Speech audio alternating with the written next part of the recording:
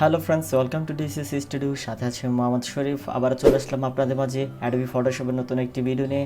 বন্ধুরা, আজকে যারা আমার ভিডিওটি দেখছেন, আজকে আপনাদেরকে দেখাবো কিভাবে অ্যাডোবি ফটোশপে কালার গ্রেডিং করতে হয়। যে কোনো ছবি আপনি চাইলে আপনার মন মতো করে কালার গ্রেডিং করতে পারবেন। বন্ধুরা, সেই বিষয়টা আপনাদেরকে আজকে দেখাবো। স্ক্রিনে যে ছবিটি দেখতে পাচ্ছেন, আজকে এই ছবিটিকে দিয়েই আপনাদেরকে আমি কালার গ্রেডিং কীভাবে করতে হয় সেই বিষয়টা আপনাদেরকে দেখাবো।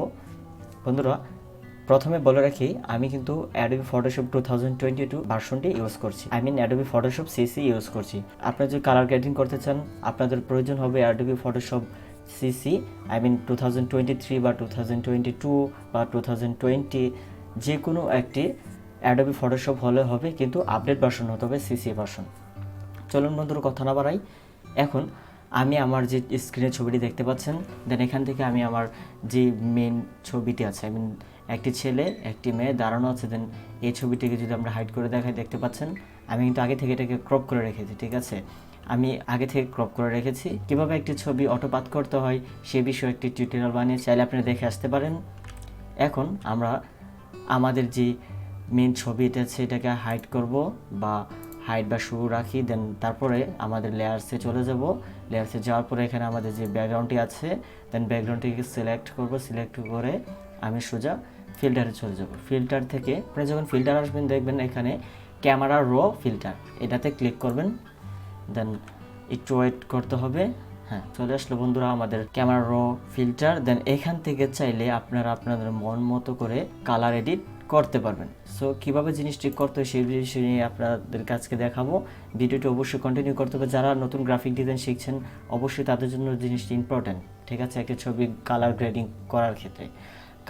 করার ক্ষেত্রে কিন্তু আপনার যে ছবিটি আছে, ছবিটির ফরম্যাট কিন্তু আপনার আরজিবিতে থাকতে হবে, না হলে কিন্তু আপনার কালার গ্রেডিং করতে পারবেন না। সো আমি প্রথমে আমরা যদি বেসিকে যাই, বেসিক থেকে টেম্পারেচারটাকে একটু আপ ডাউন করি। হ্যাঁ, দেন টু আপ ডাউন আমরা এটাকে +15% দিয়ে দিলাম। দেন নিচে যদি আমরা 10টাকে একটু বাড়িয়ে দিই। হ্যাঁ বন্ধুরা, আমি কিন্তু এখানে এক্সপোজার দিয়ে আমার যে ছবি ব্যাকগ্রাউন্ডে সেটাকে একটু ব্রাইট একটু বাড়িয়ে দিচ্ছি।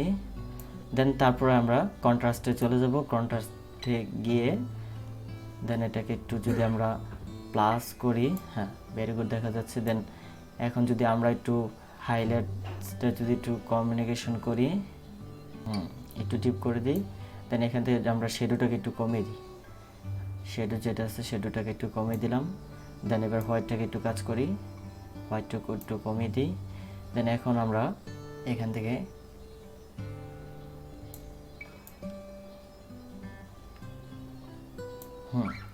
এখন আমরা স্যাচুরেশনে চলে আসলাম। দেন এখানে যদি আমরা একটু কালারটা একটু প্লাস করে, বন্ধুরা দেখতে পাচ্ছেন স্ক্রিনে কতটুকু ডিস্টেন্স হয়েছে। দেন আমরা যে কালারগুলো করতেছি সেগুলো স্ক্রিনে দেখা যাচ্ছে।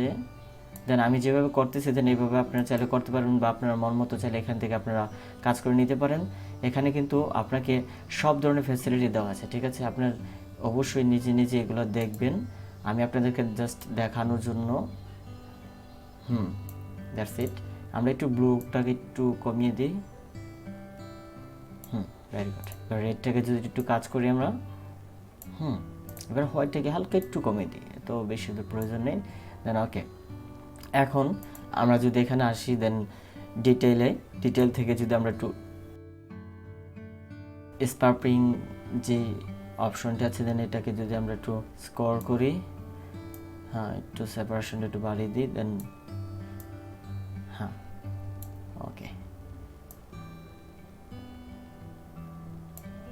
ওকে দেন এখন আমরা কালার মিক্সচার যদি যাই, কালার মিক্সচার চাইলে আমরা এখানে সব ধরনের রেড আছে, দেন আপনি চাইলে অরেঞ্জ কালার আছে, এখান থেকে আপনি চাইলে গ্রিন কালার আছে, দেন ইয়েলো কালার আছে, ব্লু কালার আছে, ব্লু লাইট আছে, দেন পার্পল কালার আছে, পিঙ্ক কালার আছে। ঠিক আছে, আপনার চাইলে যে কোনো কালারকে আপনারা কাস্টমভাবে এডিট করতে পারবেন। দেন এটাকে একটু যদি আমরা একটু বাড়িয়ে দিই। হ্যাঁ বন্ধুরা, এখানে কিন্তু আপনারা চাইলে আপনাদের মন মতো করে আপনারা কালার গ্রেডিং করতে পারবেন। সো আপনাদেরকে আমি দেখাচ্ছি, আমাকে ফলো করতে হবে অবশ্যই। যারা নতুন গ্রাফিক ডিজাইন শিখছেন, যারা অ্যাডোবি ফটোশপে কাজ করতে চাচ্ছেন তাদের জন্য, বা ফটো এডিট করতে চাচ্ছেন আজকের এই ভিডিওটি তাদের জন্য অবশ্যই একটা ইম্পর্টেন্ট পার্ট।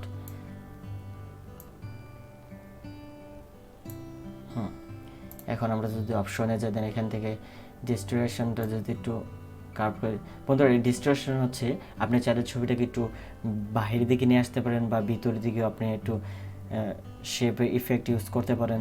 সো ওইগুলো বিষয়ে আমরা একটু না যাই, দেন আপনাদেরকে দেখাচ্ছি।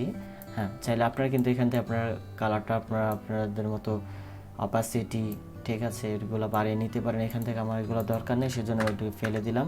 দ্যাটস ইট নাও। ওকে, এখানে বন্ধুরা ইফেক্টে যদি আমরা যাই, ইফেক্ট থেকে আমরা যদি আবার পেইন্টিং যদি আমরা একটু যদি আমরা এটাকে মাইনাস করি, বন্ধুরা দেখতে পাচ্ছেন চতুর সাইডে, আই মিন কর্নার শেপ, কর্নারে কিন্তু একটি ব্ল্যাক শেডো তৈরি হচ্ছে। আপনারা চাইলে আপনাদের ছবিতে ইউজ করতে পারেন।